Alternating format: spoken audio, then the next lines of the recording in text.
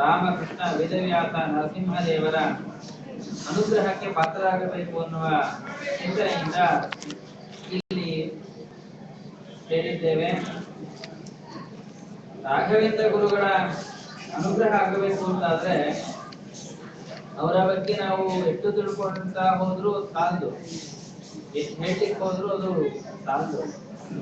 ಅವರ ಅನುಗ್ರಹಕ್ಕೆ ಮುಖ್ಯ ಕಾರಣ ಏನು ಅಂತಂದ್ರೆ ಅವರು ಮಾಡಿರತಕ್ಕಂತಹ ಗ್ರಂಥಗಳಲ್ಲಿ ಅವರು ನೀಡಿದ ಸಂದೇಶಗಳನ್ನ ನಾವು ಅನುಷ್ಠಾನ ಮಾಡಿತು ಅಂತಾದ್ರೆ ಆಗ ಅವರ ಅನುಗ್ರಹಕ್ಕೆ ಪಾತ್ರರಾಗ್ತದೆ. ಎಲ್ಲರಿಗೂ ಕೂಡ ಸುಲಭವಾಗಿ ಅನುಷ್ಠಾನ ಮಾಡಲಿಕ್ಕೆ ಅನುಕೂಲವಾಗುವಂತೆ ಅನೇಕ ರೀತಿಯ ಗ್ರಂಥಗಳನ್ನ ರಾಘವೇಂದ್ರ ಸ್ವಾಮಿಗಳು ರಚನೆ ಮಾಡಿಕೊಟ್ಟಿದ್ದಾರೆ. ಅದರಲ್ಲಿ ಪ್ರಮುಖವಾಗಿರತಕ್ಕಂತಹದ್ದು ಪ್ರಾತಃಸಂಕಲ್ಪ ಗದ್ಯ ಮತ್ತು ಸರ್ವಸಮರ್ಪಣ ಗದ್ಯ ಅಂತ ಎರಡು ಗದ್ಯಗಳಿವೆ. ನಾವು ಬೆಳಗ್ಗೆಯಿಂದ ಆರಂಭ ಮಾಡಿಕೊಂಡು ರಾತ್ರಿ ಮಲಗುವ ತನಕ ಏನೇನು ಕರ್ಮಗಳನ್ನ ಮಾಡ್ತೇವೋ ಅವೆಲ್ಲವನ್ನು ಕೂಡ ಭಗವಂತನಿಗೆ ಸಮರ್ಪಣೆ ಮಾಡತಕ್ಕಂಥದ್ದು ನಮ್ಮ ಮುಖ್ಯ ಕರ್ತವ್ಯವಾಗಿರತಕ್ಕಂಥದ್ದು. ಪ್ರಾತಃ ಪ್ರವೃತ್ತಿ ಸಾಯಾಂತಂ ಸಾಯಾದಿ ಪ್ರಾತರಂ ಸದಾ ಯತ್ಕರೋಮಿ ಜಗನ್ನಾಥ ತದತ್ತು ತವ ಪೂಜನಂ ಅಂತ ವೇದವ್ಯಾಸರು ಒಂದು ಮಾತಿನಲ್ಲಿ ನಾವು ಮಾಡಬೇಕಾದ ಕರ್ಮದ ಸಮರ್ಪಣೆಯನ್ನ ಹೇಗೆ ಮಾಡಬೇಕು ಅನ್ನೋದನ್ನ ತಿಳಿಸ್ತಾರೆ. ಬೆಳಗ್ಗಿನಿಂದ ಆರಂಭ ಮಾಡಿಕೊಂಡು ಸಾಯಂಕಾಲದವರೆಗೆ, ಮತ್ತೆ ಸಾಯಂಕಾಲದಿಂದ ಆರಂಭ ಮಾಡಿಕೊಂಡು ಬೆಳಗ್ಗಿನವರೆಗೆ, ಅಂದ್ರೆ ಸೂರ್ಯೋದಯದಿಂದ ಇವತ್ತು ಬೆಳಗ್ಗೆ ಸೂರ್ಯೋದಯದಿಂದ ಆರಂಭ ಮಾಡಿಕೊಂಡ್ರೆ ನಾಳೆ ಬೆಳಗ್ಗೆ ಸೂರ್ಯೋದಯದವರೆಗೆ ನಾವು ಏನೇನು ಕರ್ಮಗಳನ್ನ ಮಾಡ್ತೇವೋ ಆ ಎಲ್ಲಾ ಕರ್ಮಗಳನ್ನು ಕೂಡ ಭಗವಂತನಿಗೆ ಸಮರ್ಪಣೆ ಮಾಡಬೇಕು. ಇದು ವೇದವ್ಯಾಸರು ಸುಲಭವಾಗಿ ಹೇಳಿಕೊಟ್ಟಂತಹ ಮಾರ್ಗ. ಸರಿ, ಎಲ್ಲ ಕರ್ಮವನ್ನು ಸಮರ್ಪಣೆ ಮಾಡಬೇಕು, ಆದ್ರೆ ಬೆಳಗ್ಗಿನಿಂದ ಸಾಯಂಕಾಲದ ತನಕ ಮಾಡತಕ್ಕಂತಹ ಕರ್ಮಗಳ ಸ್ವರೂಪ ಬೇರೆ, ಮತ್ತೆ ರಾತ್ರಿಯಿಂದ ಬೆಳಗ್ಗೆ ಮಾಡತಕ್ಕಂತಹ ಕರ್ಮಗಳು ಸ್ವರೂಪ ಬೇರೆ. ಈ ಕರ್ಮಗಳನ್ನ ಪ್ರತ್ಯೇಕವಾಗಿ ಹೇಗೆ ಸಮರ್ಪಣೆ ಮಾಡಬೇಕು ಅನ್ನೋದರ ವಿಸ್ತಾರವನ್ನ ರಾಘವೇಂದ್ರ ಸ್ವಾಮಿಗಳು ಪ್ರಾತಃ ಸಂಕಲ್ಪ ಗದ್ಯ ಮತ್ತು ಸರ್ವ ಸಮರ್ಪಣ ಗದ್ಯ ಇವೆರಡರಲ್ಲಿ ನಿರೂಪಣೆ ಮಾಡಿಕೊಡ್ತಾರೆ. ಪ್ರಾತಃ ಸಂಕಲ್ಪ ಗದ್ಯದಲ್ಲಿ ಅದು ಹೆಸರೇ ಹೇಳುತ್ತೆ, ಪ್ರಾತಃ ಸಂಕಲ್ಪ ಗದ್ಯ. ಬೆಳಗಾಗೆದ್ದು ಏನು ಸಂಕಲ್ಪ ಮಾಡಬೇಕು ಅನ್ನೋದನ್ನ ನಾವು ಹೇಗೆ ಮಾಡಬೇಕು ಅನ್ನೋದನ್ನ ತಿಳಿಸ್ಕೊಡ್ತಾರೆ. ದ್ವೈತ ಸಿದ್ಧಾಂತದಲ್ಲಿ ಯಾವುದೇ ಕರ್ಮದ ಪೂರ್ಣ ಫಲ ಬರಬೇಕು ಅಂತಾದ್ರೆ ಅದಕ್ಕೆ ಸಂಕಲ್ಪವೂ ಇರಬೇಕು, ಕೃಷ್ಣಾರ್ಪಣವೂ ಇರಬೇಕು. ಸಂಕಲ್ಪವೂ ಇಲ್ಲದೆ ಕೃಷ್ಣಾರ್ಪಣವೂ ಇಲ್ಲದೆ ಮಾಡಿರತಕ್ಕಂತಹ ಯಾವ ಕರ್ಮದ ಫಲವೂ ಕೂಡ ನಮಗೆ ಬರೋದಿಲ್ಲ. ಹಾಗೆ ಪ್ರತಿಯೊಂದಕ್ಕೂ ಕೂಡ ಸಂಕಲ್ಪ ಮಾಡಬೇಕು, ಕೃಷ್ಣಾರ್ಪಣೆ ಮಾಡಬೇಕು. ಈಗ ಸಂಧ್ಯಾವಂದನೆ ಮಾಡ್ತೇವೆ, ಸಂಧ್ಯಾವಂದನೆ ಮಾಡ್ಬೇಕಾದ್ರೆ ಸಂಕಲ್ಪ ಮಾಡ್ತೇವೆ, ಕಡೆಯಲ್ಲಿ ಕೃಷ್ಣಾರ್ಪಣೆ ಬೆಳಿತೇವೆ. ಹಾಗೆ ಯಾವುದೇ ಪೂಜೆ ಆದ್ರೂ ಕೂಡ ಅದು ದೊಡ್ಡ ದೇವರ ಪೂಜೆ ಮಾತ್ರ ಅಲ್ಲ, ಹೆಣ್ಮಕ್ಳು ಮಾಡತಕ್ಕಂತಹ ತುಳಸಿ ಪೂಜೆಯಲ್ಲೂ ಕೂಡ ನಾವು ತುಳಸಿ ಪೂಜಾ ಕರ್ಮ ಕರಿಷ್ಠೆ ಅಂತ ಸಂಕಲ್ಪ ಮಾಡಿ ತುಳಸಿ ಪೂಜೆಯನ್ನ ಮಾಡಿ, ಭಕ್ತರ ಪೂಜೆಯನ್ನ ಮಾಡಿ, ಕೊನೆಯಲ್ಲಿ ಅನೇನ ತುಳಸಿ ಪೂಜನೇನ ನರಸಿಂಹ ಪೂಜನೇನ ಭಗವಾನ್ ಇಷ್ಟ ದೇವತಾ ಕುಲದೇವತಾ ನಿಮ್ಮ ಕುಲದೇವತೆ ಯಾರಿದ್ದಾರೋ ಅಂತವರಿಗೆ ಭಗವಂತನಿಗೆ ಸಮರ್ಪಣೆ ಮಾಡಬೇಕು. ಹೀಗೆ ಪ್ರಾಯಃ ಯಾರು ಕೂಡ ಸಂಕಲ್ಪ ಮಾಡೋದು ತುಳಸಿ ಪೂಜೆ ಅಂತ ಹೇಳಿದ್ರೆ ಹೋಗೋದು, ತುಳಸಿಗೆ ಒಂದು ಸ್ವಲ್ಪ ನೀರು ಹಾಕೋದು ಬರೋದು, ಇಷ್ಟೇ ತುಳಸಿ ಪೂಜೆ ಅಲ್ಲ. ಆ ತುಳಸಿ ಪೂಜೆಯನ್ನು ಮಾಡಬೇಕಾದ್ರೆ ಸ್ತ್ರೀಯರು ಸಹ ಪ್ರತಿನಿತ್ಯ ಭಗವಂತನ ಪೂಜೆಯನ್ನು ಮಾಡಬೇಕು. ಆ ದೃಷ್ಟಿಯಿಂದ ತುಳಸಿ ಬೃಂದಾವನದಲ್ಲಿ ಒಂದು ಚಕ್ರಾಣಿಕೆ, ಒಂದು ಅಂಬೆಗಾಲ ಕೃಷ್ಣನನ್ನ ಇಟ್ಟು ಅಲ್ಲಿರ್ತಕ್ಕಂತಹ ಭಗವಂತನಿಗೆ ಅಭಿಷೇಕ ಅಂತ ಚಿಂತನೆಯನ್ನು ಮಾಡಿಕೊಂಡು ತುಳಸಿ ಗಿಡಕ್ಕೆ ನೀರು ಹಾಕ್ತಕ್ಕಂಥದ್ದು. ಹೀಗಾಗಿ ಆ ಪೂಜೆಯಲ್ಲೂ ಕೂಡ ಭಗವಂತನ ಮೊದಲು ಸಂಕಲ್ಪ ಮತ್ತೆ ಕಡೆಯಲ್ಲಿ ಕೃಷ್ಣಾರ್ಪಣ ಇವುಗಳನ್ನ ಮಾಡಬೇಕು. ಹೀಗೆ ಯಾವ ಮನೆಯಲ್ಲಿ ಹಿರಿಯರಾಗಿರ್ತಕ್ಕಂತಹವರು, ಅದೇ ಪತಿಯೋ ಮಾವನೋ ಯಾರಿರ್ತಾರೋ ಅಂತಹವರು ಸಂಕಲ್ಪವನ್ನು ಮಾಡಬೇಕಾದ್ರೆ ಹೇಗೆ ಸಂಕಲ್ಪ ಮಾಡಬೇಕು ಅನ್ನೋದನ್ನ ರಾಯರ ಹೇಳ್ತಾರೆ. ನನ್ನ ಅಧೀನವಾಗಿ ಯಾರ್ಯಾರಿದ್ದಾರೋ ಮದೀಯ ಶಿಷ್ಯಾಣ, ಅದು ವಿದ್ಯಾ ಸಂಬಂಧಿ ದೇಹ ಸಂಬಂಧಿ ವಿಷಯ. ಭಗವಂತ ನಾನು ನಿನ್ನಿಂದ ಪ್ರೇರಿತನಾಗಿ ಸರ್ವಕರ್ಮಗಳನ್ನು ಕೂಡ ಮಾಡ್ತಾ ಇದ್ದೇನೆ, ಅವೆಲ್ಲವನ್ನು ಕೂಡ ನನಗೆ ಸಮರ್ಪಣೆ ಮಾಡ್ತೇನೆ. ಬರೀ ನಾನ್ ಮಾತ್ರ ಮಾಡೋದಲ್ಲ, ನನಗೆ ಸಂಬಂಧಿಗಳು ಅಂತ ಯಾರ್ಯಾರಿದ್ದಾರೆ, ಸಂಬಂಧಿಗಳು ಅಂತ ಹೇಳಿದ್ರೆ ದೇಹದ ಸಂಬಂಧ ಆಗ್ಬೋದು, ವಿದ್ಯಾ ಸಂಬಂಧಿಗಳಾಗ್ಬೋದು. ವಿದ್ಯಾ ಸಂಬಂಧ ಅಂತ ಹೇಳಿದ್ರೆ ವಿದ್ಯೆಯನ್ನು ಹೇಳಿಕೊಟ್ಟಿರ್ತಕ್ಕಂತಹ ಶಿಷ್ಯ, ಅವನ ಗುರುವಿನ ಅಧೀನ. ಅದರಂತೆ ದೇಹ ಸಂಬಂಧಿಗಳು ಅಂತ ಹೇಳಿದ್ರೆ ಹೆಂಡತಿ, ಮಕ್ಕಳು, ಹೀಗೆ ತನ್ನ ದೇಹ ಸಂಬಂಧ, ತನ್ನ ಅಧೀನವಾಗಿ ತನ್ನ ಮನೆಯಲ್ಲಿ ಯಾರ್ಯಾರಿದ್ದಾರೋ ಅವರೆಲ್ಲ ದೇಹ ಸಂಬಂಧಿ ವೆಚ್ಚ ಕಾರ್ಯ ತಾವು ಮಾಡತಕ್ಕಂತಹ ಸಕಲ ಕರ್ಮಗಳನ್ನು ಕೂಡ ನಿನಗೆ ಸಮರ್ಪಣೆ ಮಾಡುವಂತೆ ನಾನು ಮಾಡಿಸುತ್ತೇನೆ ಅಂತ ಭಗವಂತನಿಗೆ ಕರ್ಮಗಳನ್ನ ಹೇಗೆ ಸಮರ್ಪಣೆ ಮಾಡಬೇಕು ಅನ್ನೋದನ್ನ ಬೆಳಗ್ಗೆ ಎದ್ದು ಸಂಕಲ್ಪ ಮಾಡಬೇಕು. ದ್ವೈತ ಸಿದ್ಧಾಂತ ಬಿಟ್ಟು ಬೇರೆ ಸಿದ್ಧಾಂತಗಳದ್ದು ಕೂಡ ಕರ್ಮಾಚರಣೆ ಇದ್ದೇ ಇದೆ. ಅವರು ಕೂಡ ಕರ್ಮಾಚರಣೆಯನ್ನು ಮಾಡಬೇಕಾದ್ರೆ ಸಂಕಲ್ಪವನ್ನು ಮಾಡ್ತಾರೆ, ಕೃಷ್ಣಾರ್ಪಣವನ್ನು ಬಿಡ್ತಾರೆ. ಆದ್ರೆ ಅವೆಲ್ಲವನ್ನೂ ಕೂಡ ನಿಜವಾಗಲೂ ಕೂಡ ಭಗವಂತ ಅಥವಾ ದೇವತೆಗಳು ಸ್ವೀಕಾರ ಮಾಡ್ತಾರಾ ಇಲ್ವಾ ಅಂತಂದ್ರೆ ಸ್ವೀಕಾರ ಮಾಡೋದಿಲ್ಲ. ಯಾಕೆ ಅಂತ ಹೇಳಿದ್ರೆ ಭಗವಂತ ಯಾವುದೇ ಕರ್ಮವನ್ನು ಸ್ವೀಕಾರ ಮಾಡಬೇಕು ಅಂತ ಆದ್ರೆ ಆ ಕರ್ಮಗಳನ್ನ ಯಾವ ಅಧಿಷ್ಠಾನದಲ್ಲಿ ಸಮರ್ಪಣೆ ಮಾಡ್ತೀವಿ ಅನ್ನೋದು ತುಂಬಾ ಮುಖ್ಯವಾಗಿರ್ತಕ್ಕಂಥದ್ದು. ಭಗವಂತನಿಗೆ ಅಧಿಷ್ಠಾನಗಳನ್ನ ಹೇಳಬೇಕಾದ್ರೆ 11 ಅಧಿಷ್ಠಾನಗಳನ್ನ ಭಾಗವತ ಹೇಳುತ್ತೆ. ಅದರಲ್ಲಿ ಒಂದು ಅಧಿಷ್ಠಾನ ಯಾವುದು ಅಂತ ಹೇಳಿದ್ರೆ ವಾಯು. ವಾಯುದೇವರು ಭಗವಂತನಿಗೆ ಮುಖ್ಯ ಅಧಿಷ್ಠಾನ. ಆ ವಾಯುದೇವರಲ್ಲಿ ಭಗವಂತನನ್ನ ಚಿಂತನೆ ಮಾಡಬೇಕಾದ್ರೆ ಹೇಗೆ ಚಿಂತನೆ ಮಾಡಬೇಕು ಅಂದ್ರೆ ವಾಯು ಮುಖ್ಯದಿಯ ವಾಯುದೇವರನ್ನ ಜೀವೋತ್ತಮ ಅನ್ನೋ ಚಿಂತನೆಯಿಂದ ಭಜನೆ ಮಾಡಿ ಆ ವಾಯುವಿನ ಅಂತರ್ಯಾಮಿಯಾಗಿರತಕ್ಕಂತಹ ಭಗವಂತನಿಗೆ ನಾವು ಕರ್ಮಗಳನ್ನು ಸಮರ್ಪಣೆ ಮಾಡಿದರೆ ಆಗ ಭಗವಂತ ಸ್ವೀಕಾರ ಮಾಡ್ತಾನೆ ಅನ್ನೋದು. ಹಾಗೆ ಭಗವಂತನಿಗೆ ಸಾಕ್ಷಾತ್ತಾಗಿ ಸಮರ್ಪಣೆ ಮಾಡಿದರೆ ಅವುಗಳನ್ನ ಭಗವಂತ ಮುಟ್ಟೋದೇ ಇಲ್ಲ. ಇದಕ್ಕೆ ಉಪನಿಷತ್ತು ಒಂದು ಕಥೆಯನ್ನು ಹೇಳುತ್ತೆ. ದೇವತೆಗಳೆಲ್ಲರೂ ಕೂಡ ಭಗವಂತನ ಪೂಜೆಯನ್ನು ಮಾಡಲಿಕ್ಕೆ ಅಂತ ಹೊರಟ್ರಂತ. ಪೂಜೆ ಮಾಡಬೇಕಾದ್ರೆ ಯಾವುದೋ ಒಂದು ಪ್ರತಿಮೆ ಬೇಕಲ್ಲ, ಯಾವ ಪ್ರತಿಮೆಯನ್ನು ಇಟ್ಕೊಳ್ಳೋದು?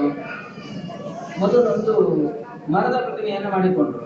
ಮರದ ಪ್ರತಿಮೆಯಲ್ಲಿ ಭಗವಂತನನ್ನ ಕರೆದು ಕೂಡಿಸಿ ಪೂಜೆ ಮಾಡಲಿಕ್ಕೆ ಪ್ರಾರಂಭ ಮಾಡಿದ್ರು. ದೈತ್ಯರು ಬಂದು ಆ ಮರದ ಪ್ರತಿಮೆಯನ್ನ ಸುಟ್ಟು ಹಾಕಿದ್ರು. ಮತ್ತೆ ಒಂದು ಮಣ್ಣಿನ ಪ್ರತಿಮೆಯನ್ನು ಮಾಡಿಕೊಂಡ್ರು. ಆ ಮಣ್ಣಿನ ಪ್ರತಿಮೆಯನ್ನ ದೈತ್ಯರು ಬಂದು ಬಂಡೆ ಹಾಕಿ ಪುಡಿ ಮಾಡೋದು. ಲೋಹದ ಪ್ರತಿಮೆಯನ್ನು ಮಾಡಬೇಕು ಅಂತ ಹೊರಟ್ರೆ ಪ್ರತಿಮೆಯನ್ನು ಮಾಡಲಿಕ್ಕೆ ಅವಕಾಶ ಕೊಟ್ಟಿಲ್ಲ.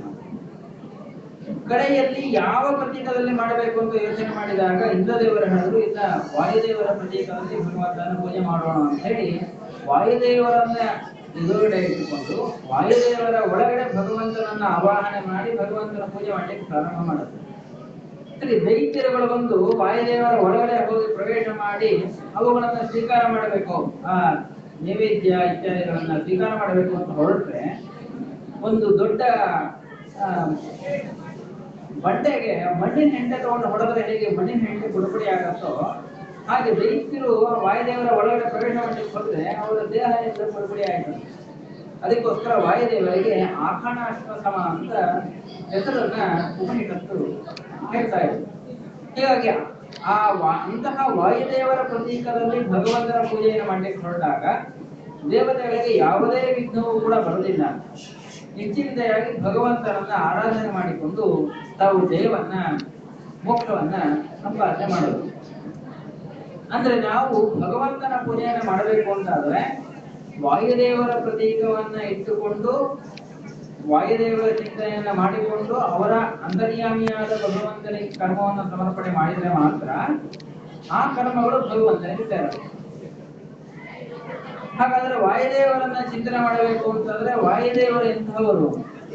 ನಾವು ಕರ್ಮವನ್ನು ಸಮರ್ಪಣೆ ಮಾಡಬೇಕಂದ್ರೆ ವಾಯುದೇವರ ಮುಖಾಂತರ ಕರ್ಮವನ್ನು ಸಮರ್ಪಣೆ ಮಾಡಬೇಕು. ಹಾಗಾದ್ರೆ ವಾಯುದೇವರು ಎಂಥವರು ಅಂತಂದ್ರೆ ಅದಕ್ಕೆ ಪ್ರಾತಃ ಸಂಕಲ್ಪ ಗದ್ಯದಲ್ಲಿ ರಾಯರು ಹೇಳಬೇಕಾದ್ರೆ ವಾಯುದೇವರ ಮಹಿಮೆಯನ್ನ ಒಂದು 15-20 ವಿಶೇಷಗಳನ್ನು ಕೊಟ್ಟು ವಾಯುದೇವರ ಮಹಿಮೆಯನ್ನ ಕೊಂಡಾಡ್ತಾರೆ. ಲೌಕಿಕ ವೈದಿಕ ವೇದದಿಂದ ವರ್ಣಾತ್ಮಕ ಅಶೇಷ ಧುನ್ಯಾತ್ಮಕ ಅಂತ ಪ್ರಾರಂಭ ಮಾಡಿಕೊಂಡು ವಾಯುದೇವರ ವ್ಯಾಪ್ತಿಯನ್ನ ಹೇಳ್ತಾರೆ. ನಾವು ಮಂತ್ರಗಳನ್ನ ಜಪ ಮಾಡ್ತೇವೆ. ಮಂತ್ರಗಳನ್ನ ಜಪ ಮಾಡಬೇಕಾದ್ರೆ 1-2 ಮಂತ್ರಗಳನ್ನು ಮಾಡ್ತೇವೆ. ಶ್ರೀಮದಾಚಾರ್ಯರು ತಂತ್ರಸಾರದಲ್ಲಿ 72 ಮಂತ್ರಗಳನ್ನು ಉದ್ಧಾರ ಮಾಡಿದ್ದಾರೆ. ಆದರೆ ವಾಸ್ತವಿಕವಾಗಿ ಮಂತ್ರಗಳು ಎಷ್ಟಿದೆ ಅಂತ ಲೆಕ್ಕ ಹಾಕಿದ್ರೆ 72,000 ಮಂತ್ರಗಳಿವೆ.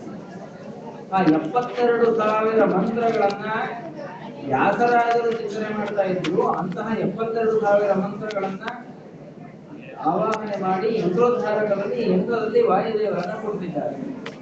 ಇಂತಹ 72,000 ಮಂತ್ರಗಳನ್ನ ಅನುಗಾಲವೂ ಚಿಂತನೆ ಮಾಡತಕ್ಕಂತಹ, ಜಪ ಮಾಡತಕ್ಕಂತಹ ಏಕೈಕ ವ್ಯಕ್ತಿಗಳು ಅಂತ ಹೇಳಿದ್ರೆ ವಾಯುದೇವರು. ಈ ಮಂತ್ರಗಳಿಂದ ಭಗವಂತನನ್ನ ಚಿಂತನೆ ಮಾಡತಕ್ಕಂಥವರು.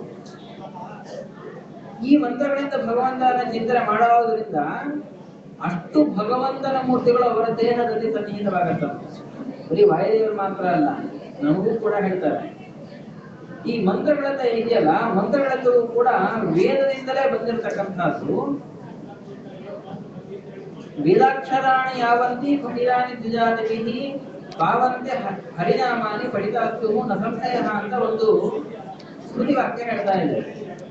ನಾವು ವೇದ ಮಂತ್ರಗಳನ್ನ ಪಠನೆ ಮಾಡ್ತೇವಲ್ಲ, ವೇದ ಮಂತ್ರಗಳನ್ನ ಅಭ್ಯಾಸ ಮಾಡ್ತೇವಲ್ಲ, ಎಷ್ಟು ವೇದ ಅಕ್ಷರಗಳನ್ನ ನಾವು ಪಠನೆ ಮಾಡ್ತೇವೋ ಅಷ್ಟು ವೇದ ಪ್ರತಿಪಾದ್ಯವಾಗಿರ್ತಕ್ಕಂತಹ ಆ ವೇದದಲ್ಲಿ ಆಯಾ ಅಕ್ಷರಗಳಿಂದ ವಾಚ್ಯನಾಗಿರ್ತಕ್ಕಂತಹ ಭಗವಂತನ ನಾಮಗಳನ್ನ ಪಠನೆ ಮಾಡುವುದರ ಜೊತೆಗೆ ಅಂತಹ ನಾಮಗಳ ರೂಪಗಳ ಒಂದು ಸನ್ನಿಧಿ ಆ ವೇದಗಳನ್ನ ಯಾರು ಪಠನೆ ಮಾಡ್ತಾರೋ, ಚಿಂತನೆ ಮಾಡ್ತಾರೋ ಅಂತಹವರ ದೇಹದಲ್ಲಿ ಬರ್ತಾ ಇದೆ.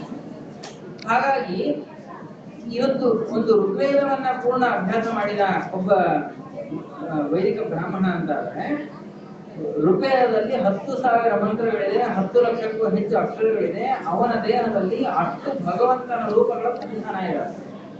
ಒಂದು ಋಗ್ವೇದದ ಮಹಿಮೆಯೇ ಇಷ್ಟು ಅಂತಾದ್ರೆ, ಅನಂತ ವೇದಗಳನ್ನ ಅನಾದಿ ಕಾಲದಿಂದಲೂ ಕೂಡ ಪಠನೆ ಮಾಡತಕ್ಕಂತ, ಚಿಂತನೆ ಮಾಡತಕ್ಕಂತಹ ಆ ವಾಯುದೇವರ ಶರೀರದಲ್ಲಿ ಎಷ್ಟು ಭಗವಂತನ ರೂಪಗಳ ಸನ್ನಿಧಿ ಇರಬೇಕು. ಇಂತಹ ಭಗವಂತನ ಸನ್ನಿಧಿ ಇರತಕ್ಕಂತಹ ವಾಯುದೇವರ ಪ್ರತೀಕದಲ್ಲಿ ನಾವು ಭಗವಂತನನ್ನ ಚಿಂತನೆ ಮಾಡಲಿಕ್ಕೆ ಹೋದಾಗ ನಾವು ಚಿಂತನೆ ಮಾಡಿದ್ದು ವಾಯುದೇವರೊಬ್ಬರನ್ನ. ಆ ವಾಯುದೇವರ ಅಂತರ್ಯಾಮಿಯಾಗಿ ಅನಂತ ಭಗವದ್ ರೂಪಗಳಿದೆ. ಅಂತಹ ಅನಂತ ಭಗವದ್ ರೂಪಗಳ ಅನುಗ್ರಹ ನಮಗೆ ಆಗ್ತಾ ಇದೆ. ಅದಕ್ಕೋಸ್ಕರ ರಾಯರು ತಾವು ಚಿಂತನೆ ಮಾಡಬೇಕಾದ್ರೆ ತಮ್ಮ ರಾಯರ ಬೃಂದಾವನದಲ್ಲಿ 4 ದಿಕ್ಕಿದೆ. 4 ದಿಕ್ಕಲ್ಲೂ ಕೂಡ 4 ಭಗವಂತನ ರೂಪಗಳಿದೆ. ರಾಮ, ಕೃಷ್ಣ, ವೇದವ್ಯಾಸ, ನರಹರಿ. ರಾಯರು ಒಂದೊಂದು ದಿಕ್ಕಿನಲ್ಲೂ ಕೂಡ ಒಂದೊಂದು ಭಗವಂತನ ರೂಪವನ್ನ ವಿಶೇಷವಾಗಿ ಚಿಂತನೆ ಮಾಡೋದಕ್ಕೋಸ್ಕರ ತಮ್ಮ ಬೃಂದಾವನದ 4 ದಿಕ್ಕುಗಳಲ್ಲೂ ಕೂಡ 4 ವಿಶೇಷ ಭಗವದ್ ರೂಪಗಳನ್ನ ತಾವು ಚಿಂತನೆ ಮಾಡ್ತಾ ಇದ್ದಾರೆ. ಹಾಗೆ ಆ ವಾಯುದೇವರ ಅಂತರ್ಯಾಮಿಯಾದ ಭಗವಂತನ ಚಿಂತನೆಯನ್ನು ಮಾಡಬೇಕಾದ್ರೆ ವಾಯುದೇವರು ರೂಪದಲ್ಲಿ ಇಷ್ಟು ಭಗವಂತನ ರೂಪಗಳಿದೆ, ವಾಯುದೇವರ ದೇಹದಲ್ಲಿ ಇಷ್ಟು ಭಗವಂತನ ಸನ್ನಿಧಾನ ಇದೆ ಅನ್ನೋದನ್ನ ನಾವು ಚಿಂತನೆ ಮಾಡಿದಂತೆ, ವಾಯುದೇವರು ಕರ್ಮವನ್ನ ಹೇಗೆ ಸಮರ್ಪಣೆ ಮಾಡ್ತಾರೆ? ಬರೀ ವಾಯುದೇವರು ಕರ್ಮವನ್ನ ಸಮರ್ಪಣೆ ಮಾಡೋದಲ್ಲ, ಸರ್ವಕರ್ಮ ಪ್ರೇರಕೇಣ. ಎಲ್ಲಾ ಕರ್ಮಗಳನ್ನು ಕೂಡ ಪ್ರೇರಣೆ ಮಾಡತಕ್ಕಂಥದ್ದೇ ವಾಯುದೇವರು. ವಾಯುದೇವರಿಗೆ ಪ್ರಾಣ ಅಂತ ಹೆಸರು. ಪ್ರಾಣ ಅಂತಂದ್ರೆ ಅನ ಅಂದ್ರೆ ಚೇಷ್ಟೆ, ಪ್ರಾಣ ಅಂತಂದ್ರೆ ವಿಶಿಷ್ಟವಾಗಿರತಕ್ಕಂತಹ ಕರ್ಮ. ನಾವು ಇವತ್ತು ಉಸಿರಾಡಬೇಕು ಅಂತ ಅಂದ್ರೆ ನಮ್ಮ ದೇಹದಲ್ಲಿ ವಾಯುದೇವರು ಇದ್ರೆ ನಾವು ಉಸಿರಾಡತಕ್ಕಂಥದ್ದು. ಅಂದ್ರೆ ನಮ್ಮ ದೇಹದಲ್ಲಿ ಇದ್ದು ನಮ್ಮ ದೇಹದಲ್ಲಿ ಇರತಕ್ಕಂತಹ ಸರ್ವ ಕರ್ಮಗಳನ್ನ, ಕೆಲಸಗಳನ್ನ ಮಾಡತಕ್ಕಂಥದ್ದು ವಾಯುದೇವರು. ನಾವು ಬರೀ ಪ್ರಾಣ, ಅಪಾನ, ವ್ಯಾನ, ಉದಾನ, ಸಮಾನ ಅಂತ ಪಂಚ ಪ್ರಾಣಗಳನ್ನ ಚಿಂತನೆ ಮಾಡೋದು ಮಾತ್ರ ಅಲ್ಲ, ಇದರ ಜೊತೆಗೆ ಇನ್ನೂ ಪ್ರಾಣಗಳಿದೆ. ದೇವದತ್ತ, ಕೃತಲ, ಕೂರ್ಮ, ಧನಂಜಯ ಮುಂತಾಗಿರ್ತಕ್ಕಂತಹ ಒಟ್ಟು 10 ಪ್ರಾಣಗಳಿದ್ದಾರೆ. ನಾಗ, ಕೂರ್ಮ, ಕೃತಲ, ದೇವದತ್ತ, ಧನಂಜಯ. ಮತ್ತೆ ಪ್ರಾಣ, ಅಪಾನ, ವ್ಯಾನ, ಉದಾನ, ಸಮಾನ. ಇಷ್ಟು ಕೂಡ ಮುಖ್ಯ ಪ್ರಾಣದೇವರದೇ ರೂಪಗಳು. ಈ 10 ರೂಪಗಳಿಂದ ನಮ್ಮ 10 ಇಂದ್ರಿಯಗಳಲ್ಲಿದ್ದು ಆ 10 ಇಂದ್ರಿಯಗಳಲ್ಲಿರತಕ್ಕಂತಹ ಕರ್ಮಾಭಿಮಾನಿ ದೇವತೆಗಳನ್ನ ಪ್ರೇರಣೆ ಮಾಡ್ತಾ ಅವರುಗಳ ಮುಖಾಂತರ ಸರ್ವಕರ್ಮಗಳನ್ನು ಕೂಡ ಮಾಡುತ್ತಾ ಇರ್ತಕ್ಕಂಥವ್ರು ವಾಯುದೇವರು. ಅದಕ್ಕೋಸ್ಕರ ವಾಯುದೇವರಿಗೆ ಹೇಳಬೇಕಾದ್ರೆ ಸರ್ವಕರ್ಮ ಪ್ರೇರಕೇಣ, ಎಲ್ಲಾ ಕರ್ಮಗಳನ್ನು ಪ್ರೇರಣೆ ಮಾಡತಕ್ಕಂತಹ ವಾಯುದೇವರಿಂದ.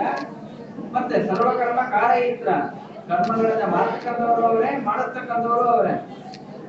ಇಂತಹ ವಾಯುದೇವರಿಂದ ಪ್ರೇರಿತನಾಗಿ ನಾನು ಏನೇನು ಕರ್ಮಗಳನ್ನ ಮಾಡ್ತಾ ಇದ್ದೇನೋ ಆ ಎಲ್ಲವನ್ನೂ ಕೂಡ ನಿನಗೆ ಸಮರ್ಪಣೆ ಮಾಡ್ತೇನೆ ಅಂತ. ಅಂದ್ರೆ ವಾಯುದೇವರ ಅಂತರ್ಯಾಮಿಯಾಗಿರ್ತಕ್ಕಂತಹ ಭಗವಂತನಿಗೆ ನಾವು ಕರ್ಮವನ್ನು ಸಮರ್ಪಣೆ ಮಾಡಿದ್ರೆ ಆ ಕರ್ಮ ನಮಗೆ ಫಲವನ್ನು ಕೊಡ್ತಾ ಇದೆ. ರಾಘವೇಂದ್ರ ಗುರುಗಳಿಗೆ ಸಮರ್ಪಣೆ ಮಾಡೋದು ಅಂತಂದ್ರೆ ರಾಘವೇಂದ್ರ ಗುರುಗಳ ಒಳಗೆ ಇರತಕ್ಕಂತಹ ಪ್ರಾಣದೇವರ ಅಂತರ್ಯಾಮಿಯಾಗಿರ್ತಕ್ಕಂತಹ ರಾಮಕೃಷ್ಣ ವೇದವ್ಯಾಸ ನರಹರಿ ರೂಪನಾಗಿರ್ತಕ್ಕಂತಹ ಭಗವಂತನಿಗೆ ನಾವು ಮಾಡತಕ್ಕಂತಹ ಕರ್ಮಗಳನ್ನು ಸಮರ್ಪಣೆ. ಹೀಗೆ ನಾವು ಇವತ್ತು ಭಜನೆಯನ್ನು ಮಾಡ್ತೇವೋ, ರಾಯರ ಪ್ರಸಾದವನ್ನು ಸ್ವೀಕಾರ ಮಾಡ್ತೇವೋ ಅಥವಾ ರಾಯರ ನಮಸ್ಕಾರವನ್ನು ಮಾಡ್ತೇವೋ, ಈ ಯಾವುದೇ ಕರ್ಮಗಳನ್ನು ಮಾಡಿದರೂ ಕೂಡ ಇವೆಲ್ಲವನ್ನು ಕೂಡ ರಾಯರ ಅಂತರ್ಯಾಮಿಯಾಗಿರ್ತಕ್ಕಂತಹ ಭಗವಂತನಿಗೆ ಸಮರ್ಪಣೆ ಮಾಡಿದರೆ ಆ ಕರ್ಮ ನಮಗೆ ಫಲವನ್ನ ಕೊಡ್ತಕ್ಕಂಥದ್ದು. ಮತ್ತೆ ನಾವು ಸೇವೆ ಮಾಡೋದು, ರಾಯರ ಸೇವೆ ಮಾಡೋದು ಅಂತ ಅನ್ಕೋತೇವೆ. ವಾಸ್ತವಿಕವಾಗಿ ದೊಡ್ಡವರ ಸೇವೆ ಅಂದ್ರೆ ಏನು? ದೊಡ್ಡವರ ಸೇವೆ ಅಂತ ಹೇಳಿದ್ರೆ ನಾವು ಹೇಳ್ಬೇಕಾದ್ರೆ ದೇವರಿಗೆ ಅರ್ಘ್ಯವನ್ನು ಕೊಡ್ತೇವೆ, ಪಾದ್ಯವನ್ನು ಕೊಡ್ತೀವಿ, ಸ್ನಾನವನ್ನು ಮಾಡ್ತೀವಿ. ಇವೆಲ್ಲವನ್ನು ಎಲ್ಲೂ ಕೂಡ ಮಾಡ್ಲಿಕ್ಕೆ ಆಗಲ್ಲ. ಯಾವುದೋ ಒಂದು ಪ್ರತಿಮೆ ಇದ್ದರೆ ಪ್ರತಿಮೆಗೆ ಹೋಗಿ ಪೂಜೆಯನ್ನು ಮಾಡಬಹುದು, ಅದಕ್ಕೆ ಅಭಿಷೇಕವೋ ಪಂಚಾಮೃತವೋ ಮಾಡಬಹುದು. ಆದರೆ ಅದನ್ನ ಎಲ್ಲೂ ಕೂಡ ಮಾಡ್ಲಿಕ್ಕೆ ಸಾಧ್ಯ ಇಲ್ಲ. ಹೆಂಗಸರಂತೂ ಖಂಡಿತ ಸಾಧ್ಯ ಇಲ್ಲ. ಬೃಂದಾವನಕ್ಕೆ ಹೋಗಿ ಅಭಿಷೇಕ ಮಾಡಲಿಕ್ಕೆ. ಹಾಗಾದ್ರೆ ರಾಯರ ಸೇವೆ ಮಾಡ್ಲಿಕ್ಕೋಸ್ಕರ ಹೋದ್ವಿ, ರಾಯರ ಸೇವೆ ಮಾಡಿದ್ವಿ ಅಂದ್ರೆ ರಾಯರ ಸೇವೆ ಅನ್ನೋದ್ರಲ್ಲಿ ಮುಖ್ಯವಾದ ಅಂಶ ಯಾವುದು ಅಂತಂದ್ರೆ ರಾಯರನ್ನ, ಬೃಂದಾವನದಲ್ಲಿ ಇರತಕ್ಕಂತಹ ರಾಯರನ್ನ ಕಣ್ಣಿನಿಂದ ನೋಡ್ತಕ್ಕಂಥದ್ದೇ ಒಂದು ವಿಷಯ. ಈ ಕಣ್ಣಿಂದ ನೋಡೋದಕ್ಕೆ ಅಷ್ಟೊಂದು ಫಲ ಇದೆಯಾ ಅಂತಂದ್ರೆ ಅದರ ಫಲವನ್ನ ಪುರಾಣಗಳ ಹೇಳುತ್ತೆ. ನಾರದರ ಚರಿತ್ರೆಯನ್ನು ಹೇಳಬೇಕಾದ್ರೆ ಬರತಕ್ಕಂತಹ ಒಂದು ಐತಿಹಾಸಿಕವಾದ ವಿಷಯವನ್ನ ನಾವು ಚಿಂತನೆ ಮಾಡಿದ್ರೆ ದೊಡ್ಡವರ ದರ್ಶನ ಎಷ್ಟು ಫಲವನ್ನ ಕೊಡುತ್ತೆ ಅನ್ನೋದನ್ನ ನಾವು ಕಾಣಬಹುದು. ಒಮ್ಮೆ ನಾರದರು ಸಂಚಾರ ಮಾಡ್ತಾ ಬಂದಂತೆ, ಸಂಚಾರ ಮಾಡ್ತಾ ಬಂದಾಗ ಕೃಷ್ಣನನ್ನ ನೋಡಿ ಹೇಳಿದ್ರು, ಕೃಷ್ಣ ತುಂಬಾ ಅತ್ಯದ್ಭುತವಾಗಿರತಕ್ಕಂತಹ ಸಾಧನೆ ಏನ್ ಮಾಡೋದು. ಅದಕ್ಕೆ ಕೃಷ್ಣ ಹೇಳ್ದ, ನಾರದ್ರೆ ಒಂದು ಕೆಲಸ ಮಾಡಿ ಗಂಗಾ ನದಿ ತೀರಕ್ಕೆ ಹೋಗಿ ಯಾವುದೋ ಒಂದು ಸ್ಥಳವನ್ನು ಹೇಳ್ದ. ಸರಿ, ಹಾಗಾಗಿ ನಾರದ್ರು ಸ್ಥಳಕ್ಕೆ ಹೋದ್ರು.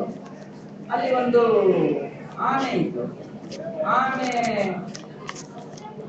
ನಾರದರ ನೋಡಿದ ಪ್ರಾಣ ಬಿಟ್ಟು ಸರಿ ಏನೊಂದು ಗೊತ್ತಾಗಲಿಲ್ಲ. ನಾರದರಿಂದ ಮತ್ತೆ ಇನ್ನೊಮ್ಮೆ ಸಂಚಾರ ಮಾಡ್ತಾ ಇದ್ರು. ಮತ್ತೆ ಕೃಷ್ಣ ಹತ್ರ ಬಂದ್ರು. ಕೃಷ್ಣ ಅವತ್ತ ಪ್ರಶ್ನೆ ಕೇಳಿದ್ರೆ ನನಗೆ ಪ್ರಶ್ನೆ ಉತ್ತರ ಬರಲಿಲ್ಲ ಅಂದ್ರು. ಇಲ್ಲ, ಅದೇ ನಿಮ್ ಪ್ರಶ್ನೆ ಇನ್ನೊಂದ್ಸಲ ಉತ್ತರ ಹೇಳ್ತೀನಿ. ಹೋಗಿ ಒಂದು ದೇಶ, ಆ ದೇಶದಲ್ಲಿ ಒಂದು ಹಸು ಇದೆ. ಆ ಹಸು ಹತ್ರ ಹೋಗಿ ಹೋದ್ರು. ನಾರದರನ್ನು ಹೋದ್ರು. ಹಸು ಕೂಡ ಇವರನ್ನು ನೋಡಿದುಕೊಂಡು ಪ್ರಾಣ ಬಿಟ್ಟು. ಏನು ಅಂತ ನಾರದರ ಅರ್ಥ ಆಗಲಿಲ್ಲ. ಮತ್ತೆ ಇನ್ನೊಮ್ಮೆ ಬಂದರು ಸಂಚಾರ ಮಾಡ್ತಾ. ಅವಾಗ ಇಲ್ಲೊಬ್ಬ ರಾಜನಿಗೆ ಮಗು ಹುಟ್ಟಿದ್ರೆ ಅನ್ಬೋದು. ನಾರದಿಗೆ ಇಲ್ಲ ಕೃಷ್ಣ, ನೀ ಎರಡು ಕಡೆ ಹೇಳ್ತೀವಿ, ಎರಡು ಕಡೆ ಹೋದಾಗಲೂ ಎರಡೂ ಪ್ರಾಣಿಗಳು ಜ್ಞಾನ ಬಿಟ್ಟಿದೆ. ಮತ್ತೆ ಈಗ ರಾಜನಿಗೆ ಮಗು ಹುಟ್ಟಿದೆ ಅಂತ ಹೇಳ್ತಾ ಇಲ್ಲ. ಅಲ್ಲಿ ಹೋಗಿ ರಾಜನ ಮಗು ಪ್ರಾಣ ಬಿಟ್ಬಿಟ್ರೆ ನಾ ಏನ್ ಮಾಡಿ? ಇಲ್ಲ ರಾಜ, ನೀವು ಹೋಗಿ. ಸರಿ, ನಾರದರು ಹೋದ ಕೂಡಲೇ ಹುಟ್ಟಿದ ಮಗು ನಾರದರನ್ನ ನೋಡಿ ಮಾತಾಡಲಿಕ್ಕೆ ಪ್ರಾರಂಭ ಮಾಡಿದ್ರು. ನಾರದ್ರೆ, ನೀವು ಎಂತಹ ಅನುಗ್ರಹ ಮಾಡಿದ್ರೆ, ನಾನು ಯಾವುದೋ ನದಿಯಲ್ಲಿ ಆಮೆ ಅಂತಿದ್ದೆ, ಅಲ್ಲಿ ನನಗೆ ದರ್ಶನ ಕೊಟ್ಟರೆ ನನಗೆ ಒಳ್ಳೆ ಜನ ಬಂದು ಹಸುವಾಗ್ಬಿಟ್ಟಿದೆ. ಆಮೇಲೆ ಹಸುವಾಗಿ ಬಂದಾಗ ಮತ್ತೆ ನೀವು ದರ್ಶನ ಕೊಟ್ಟು ಈಗ ರಾಜನ ಮಗನಾಗಿ ಹುಟ್ಟಿದ್ದೇನೆ. ಹೀಗೆ ನಿಮ್ಮ ದರ್ಶನವನ್ನು ಕೊಡ್ತಾ ಇದ್ರೆ ನನಗೆ ಮುಂದೆ ಕೃಷ್ಣನ ಪಾದಸೇವೆ ಸಿಗತ್ತೆ ಅಂತ ಹೇಳ್ತಾರೆ. ಇದನ್ನ ಕೇಳಿದ್ರೆ ನಾರದ್ರೆ ಓಹೋ, ಹಾಗಾದ್ರೆ ದೊಡ್ಡ ಸೇವೆ ಯಾವುದು ಅಂತ ಹೇಳಿದ್ರೆ ನಾವು ಮಾಡಬೇಕಾದ ಸಾಧನೆ ಯಾವುದು ಅಂದ್ರೆ ದೊಡ್ಡವರ ದರ್ಶನ. ಒಂದು ಸುಭಾಷಿತ ಹೇಳುತ್ತೆ, ಸಂತಃ ಸದಾ ಅಭಿನಂತವ್ಯಾಃ ನೋ ಚೇದ್ ಉಪನಿಷನ್ನುವ ತೇಷಾಂ ಸ್ವೈರಕಥಾವಾದಾಃ ಉಪದೇಶಾಃ ಭವಂತಿ. ನಾವು ಅವಾಗವಾಗ ದೊಡ್ಡವರ ಹತ್ರ ಹೋಗಿ ಬಂದು ಮಾಡ್ತಾ ಇರಬೇಕಂತ. ದೊಡ್ಡವರ ಹತ್ರ ಹೋಗಿ ಬಂದ್ರೆ ಮಾಡಿದ್ರೆ ಅವರೇನು ಉಪದೇಶ ಮಾಡ್ತಾರ ಅಂದ್ರೆ ಅವರು ಉಪನಿಷನ್ನುವ, ಅವರು ಉಪದೇಶ ಮಾಡಲಿ ಬಿಡಿ, ನಮ್ಗೆ ಸಂಬಂಧ ಇಲ್ಲ. ಹಾಗಾದ್ರೆ ಪ್ರಯೋಜನ ಏನು? ತೇಷಾಂ ಸ್ವೈರಕಥಾವಾದಾಃ ಉಪದೇಶಾಃ ಭವಂತಿ. ಅವರ ದರ್ಶನ, ಅವರ ಚಿಂತನೆ, ಅವರು ಆಡ್ತಕ್ಕಂತಹ ಮಾತುಗಳಿದೆಯಲ್ಲ, ಅವ್ರು ಯಾರದೋ ಜೊತೆ ಏನೇ ಮಾತಾಡ್ತಾ ಇರ್ಬೋದು, ಅದೇ ಉಪದೇಶ ಆಗತ್ತೆ. ಹೀಗೆ ಆ ದೊಡ್ಡವರ ದರ್ಶನಕ್ಕೆ ಇಂತಹ ಮಹತ್ವವನ್ನ ಶಾಸ್ತ್ರಗಳು ಹೇಳ್ತಾ ಇದೆ. ಹಾಗಾಗಿ ನಾವು ಇವತ್ತು ರಾಯರ ಸೇವೆ ಮಾಡೋದು ಅನ್ನೋದರ ಮುಖ್ಯ ಚಿಂತನೆ ಏನಾಗತ್ತೆ ಅಂದ್ರೆ ರಾಯರು ಮಾಡತಕ್ಕಂತಹ ಪಂಚಾಮೃತಾದಿ ಅಭಿಷೇಕಗಳನ್ನ ನೋಡಿದ್ರು ಕೂಡ ಆ ರಾಯರನ್ನ ಹೋಗಿ ಪಾದ ಮುಟ್ಟಿ ಭಜನೆ ಮಾಡ್ಲಿಕ್ಕಾಗಲ್ಲ. ನಮಗೆ ಗುರು ಸೇವೆ ಮಾಡ್ತೀವಿ ಅಂತೀವಿ, ಗುರುಗಳ ಸೇವೆಯನ್ನು ಗುರುಗಳ ಕಾಲ ಮುಟ್ಲಿಕ್ಕಾಗತ್ತ? ಆಗಲ್ಲ. ಹಾಗಾದ್ರೆ ರಾಯರ ಇದ್ದ ಸ್ಥಳದಲ್ಲಿ ಹೋಗಿ ಅವರ ಬೃಂದಾವನದಲ್ಲಿ ಇರತಕ್ಕಂತಹ ಈ ಏನೇ ಅಭಿಷೇಕವೋ ಮಂಗಳಾರತಿಯೋ ಅಲಂಕಾರವೋ ಇವೆಲ್ಲವೂ ಕೂಡ ರಾಯರಿಗೆ ರಾಯರ ಅಧಿಷ್ಠಾನ ಅಂದ್ರೆ ರಾಯರ ಅಂತರ್ಯಾಮಿಯಾಗಿ ಪ್ರಾಣದೇವರಿದ್ದಾರೆ, ಪ್ರಾಣದೇವರ ಅಂತರ್ಯಾಮಿಯಾಗಿ ಭಗವಂತ ಅನಂತಾನಂದ ರೂಪಗಳಿಂದ ಇದ್ದಾನೆ. ಅದರಲ್ಲಿ ವಿಶಿಷ್ಟವಾಗಿ ರಾಮಕೃಷ್ಣ ವೇದವ್ಯಾಸ ನರಹರಿ ರೂಪದಿಂದ ಇದ್ದು ನಾವು ಭಜನೆ ಮಾಡತಕ್ಕಂಥವರಿಗೆ ಭಗವಂತ ಅನುಗ್ರಹ ಮಾಡ್ತಾ ಇದ್ದಾನೆ. ಈ ಚಿಂತನೆಯಿಂದ ನಾವು ಯಾವುದೇ ಕರ್ಮಗಳನ್ನ ಮಾಡಿದರೂ ಕೂಡ ಆ ಕರ್ಮಗಳು ನಮಗೆ ಫಲವನ್ನ ಕೊಡ್ತಾ ಇದೆ. ಹೀಗೆ ಪ್ರಾಣದೇವರ ಅಂತರ್ಯಾಮಿಯಾಗಿ ಭಗವಂತರನ್ನ ಚಿಂತನೆ ಮಾಡ್ರಿ ಅನ್ನುವುದನ್ನ ರಾಯರು ತಮ್ಮ ಪ್ರಾತಃಸಂಕಲ್ಪ ಗದ್ಯದಲ್ಲಿ ವಿಶಿಷ್ಟವಾಗಿ ಚಿಂತನೆ ಮಾಡಬೇಕು ಅನ್ನುವ ಅಂಶವನ್ನ ಹೇಳಿರಬೇಕಾಗಿದೆ. ಸರಿ, ಬೆಳಗ್ಗಿನಿಂದ ಆರಂಭ ಮಾಡಿಕೊಂಡು ರಾತ್ರಿಯವರೆಗೂ ಏನೇನು ಕರ್ಮಗಳನ್ನು ಮಾಡಿದ್ದೇವೋ ಆ ಕರ್ಮಗಳನ್ನ ಬೆಳಗ್ಗೆ ಸಂಕಲ್ಪ ಮಾಡಿದ್ವಿ. ಭಗವಂತ ಹೀಗೆ ನನ್ನ ವಿದ್ಯಾ ಸಂಬಂಧಿಗಳು ದೇಹ ಸಂಬಂಧಿಗಳಿಂದಲೂ ಕೂಡ ನಾನು ಏನೇನು ಕರ್ಮಗಳನ್ನು ಮಾಡ್ತಾ ಇದ್ದೇನೋ ಅವೆಲ್ಲವನ್ನು ಕೂಡ ನಿನಗೆ ಸಮರ್ಪಣೆ ಮಾಡ್ತೇನೆ ಅಂತ ಸಂಕಲ್ಪ ಮಾಡಿದ್ವಿ. ಮಾಡಿದ ಸಂಕಲ್ಪವನ್ನು ಕೃಷ್ಣಾರ್ಪಣೆ ಮಾಡೋದಕ್ಕೋಸ್ಕರ ಸರ್ವ ಸಮರ್ಪಣ ಗದ್ಯ ಬೆಳಗ್ಗೆಯಿಂದ ನಾವು ಆರಂಭ ಮಾಡಿಕೊಂಡು ಒಳ್ಳೆ ಕೆಲಸನೇ ಮಾಡ್ತೀವಿ ನಿಯಮ ಇಲ್ಲ. ನಮಗೆ ಅನ್ನಿಸ್ಬೋದು ನಾವೇನು ಕೆಟ್ಟ ಕೆಲಸ ಮಾಡಿಲ್ಲ ಅಂತ. ನಾವು ಇನ್ನೊಬ್ರು ಹೊಡೆಯೋದು ಅದು ಕೆಟ್ಟ ಕೆಲಸ ಅಂತ ಶಾಸ್ತ್ರಗಳನ್ನೇ ಮಾಡೋದಲ್ಲ. ಅದು ಒಂದು ಕೆಟ್ಟ ಕೆಲಸ ಹೌದು, ಹಿಂಸೆಯೂ ಒಂದು ಕೆಟ್ಟ ಕೆಲಸ. ಆದ್ರೆ ಶಾಸ್ತ್ರೀಯವಾಗಿ ನಾವು ವಿಚಾರ ಮಾಡಿದರೆ ಒಬ್ಬ ಋಷಿಕುಮಾರ ಒಂದು ದಿವಸಕ್ಕೆ 10 ಜನ್ಮಗಳಿಗೆ ಬೇಕಾಗಿರತಕ್ಕಂತಹ ಕರ್ಮವನ್ನು ಸಂಪಾದನೆ ಮಾಡ್ಕೊತಿರ್ತಾರೆ. ಒಬ್ಬ ಋಷಿಕುಮಾರನ ಕಥೆಯೇ ಹೀಗಾದ್ರೆ ನಾವು ಮಾನವರು ಒಂದು ದಿನಕ್ಕೆ ಎಷ್ಟು ಜನ್ಮಗಳಿಗಾಗತಕ್ಕಂತಹ ಕರ್ಮಗಳನ್ನು ಮಾಡ್ತಾ ಇರ್ತೇವೋ ಗೊತ್ತಿಲ್ಲ. ನಾವು ಮಾಡಿರ್ತಕ್ಕಂತಹ ಎಲ್ಲ ಕರ್ಮವೂ ಶುದ್ಧವಾದ ಕರ್ಮ. ಆ ಶುದ್ಧವಾದ ಕರ್ಮದಿಂದ ನಮಗೆ ನಾಳೆನೇ ಈ ಜನ್ಮ ಮುಗಿದುಕೊಂಡ ಮೋಕ್ಷ ಸಿಗುತ್ತೆ, ಸ್ವರ್ಗ ಸಿಗುತ್ತೆ ಅಂತ ಖಂಡಿತ ಆಗಲ್ಲ. ಆದ್ದರಿಂದ ನಾವು ಏನೇನು ಕರ್ಮಗಳನ್ನು ಮಾಡಿರ್ತೇವೋ ಅದರಲ್ಲಿ ಶುಭ ಕರ್ಮ ಯಾವುದು ಅಶುಭ ಕರ್ಮ ಯಾವುದು ಅಂತ ನಮಗೆ ಸ್ಪಷ್ಟ ಆಗಿರೋದಿಲ್ಲ. ಆದ್ರಿಂದ ಭಗವಂತನಿಗೆ ಹೇಳಬೇಕಾದ್ರೆ ಭಗವಂತ ಶುಭಂ ಪಿಬತ್ಯಥೋ ನಿತ್ಯಂ ನಾಶುಭಂ ಸಲ್ಲಿದ್ದೇವೆ. ನಾವು ಯಾವುದೇ ಕರ್ಮವನ್ನು ಮಾಡಿದರೂ ಕೂಡ ಅದರಲ್ಲಿ ಶುಭ ಭಾಗವನ್ನೇ ಮಾತ್ರವೇ ಸ್ವೀಕಾರ ಮಾಡ್ತಾನೆ. ಹಾಗಾಗಿ ನಾವು ಮಾಡಿರ್ತಕ್ಕಂತಹ ಒಳ್ಳೆ ಕರ್ಮಗಳು ಮಾಡಿದ್ರೆ ಆ ಮಾಡಿರ್ತಕ್ಕಂತಹ ಕರ್ಮಗಳಲ್ಲಿ ಇರತಕ್ಕಂತಹ ನಿನ್ನ ಭಾಗವನ್ನ ನೀನು ಸ್ವೀಕಾರ ಮಾಡು. ನಾವು ಅಶುಭ ಕರ್ಮವನ್ನು ಮಾಡೇ ಇರ್ತೀವಿ. ಹಾಗಾದ್ರೆ ಆ ಅಶುಭ ಕರ್ಮದಲ್ಲಿ ನಿನ್ನ ಭಾಗ ಇದೆಯಾ? ಅಶುಭ ಕರ್ಮದಲ್ಲಿ ಇರ್ತಕ್ಕಂಥ ನಿನ್ನ ಭಾಗವನ್ನು ಸ್ವೀಕಾರ ಮಾಡೋದು ಭಗವಂತನ ಪ್ರಾರ್ಥನೆ ಅಲ್ಲ. ನಾವು ಅಶುಭ ಕರ್ಮವನ್ನು ಮಾಡಿದ್ದೇವೆ. ಆ ಅಶುಭ ಕರ್ಮವನ್ನು ಮಾಡಬಾರದವರು ಯಾರು? ದೈತ್ಯರು. ಶುಭ ಕರ್ಮಗಳಿಗೆ ನಿಯಾಮಕರಾಗಿ ದೇವತೆಗಳು ಹೇಗಿದ್ದಾರೋ ಹಾಗೆ ಅಶುಭ ಕರ್ಮಗಳನ್ನ ಮಾಡಿಸ್ಲಿಕ್ಕೆ ದೈತ್ಯರು ಕೂಡ ಇದ್ದಾರೆ. ನಮ್ಮ ಇಂದ್ರಿಯಗಳಲ್ಲಿ 10 ಇಂದ್ರಿಯಗಳಲ್ಲಿ ಹೇಗೆ ದೇವತೆಗಳ ಪ್ರವೇಶ ಇದೆಯೋ ಹಾಗೆ 10 ಇಂದ್ರಿಯಗಳಲ್ಲಿ ದೈತ್ಯರ ಪ್ರವೇಶವೂ ಕೂಡ ಇದೆ. ಹಾಗಾಗಿ ಆ ಇಂದ್ರಿಯಾಭಿಮಾನಿಗಳಾಗಿರ್ತಕ್ಕಂತಹ ದೈತ್ಯರಿಂದ ಪ್ರೇರಿತನಾಗಿ ನಾನು ಏನೇನು ಅಶುಭ ಕರ್ಮಗಳನ್ನು ಮಾಡಿದ್ದೇನೋ ಆ ಅಶುಭ ಕರ್ಮಗಳನ್ನ ನನಗೆ ಪರಿಹಾರ ಮಾಡಿ ಅವುಗಳ ಪೂರ್ಣ ಫಲವನ್ನ ದೈತ್ಯರಿಗೆ ಕೊಟ್ಟು ನನ್ನನ್ನು ರಕ್ಷಣೆ ಮಾಡುವಂತ ಸಮರ್ಪಣೆ ಮಾಡಿದ್ರೆ ಆಗ ಭಗವಂತ ನನ್ನ ಶುಭ ಕರ್ಮಗಳನ್ನು ಸ್ವೀಕಾರ ಮಾಡ್ತಾನೆ. ನಾವು ಮಾಡಿರ್ತಕ್ಕಂತಹ ಪಾಪ ಕರ್ಮಗಳನ್ನ ಎಷ್ಟೋ ಒಂದು ಭಾಗ ಕಡಿಮೆ ಮಾಡಿ ಅದರ ಫಲ ಹೆಚ್ಚಿಗೆ ದೈತ್ಯರಿಗೆ ಕೊಟ್ಟು ಒಂದು ಮಾಡೋದು ನಾವಾದ್ರಿಂದ ನಮಗೂ ಈ ಬಿದ್ದ ಬಿಡುತ್ತೆ.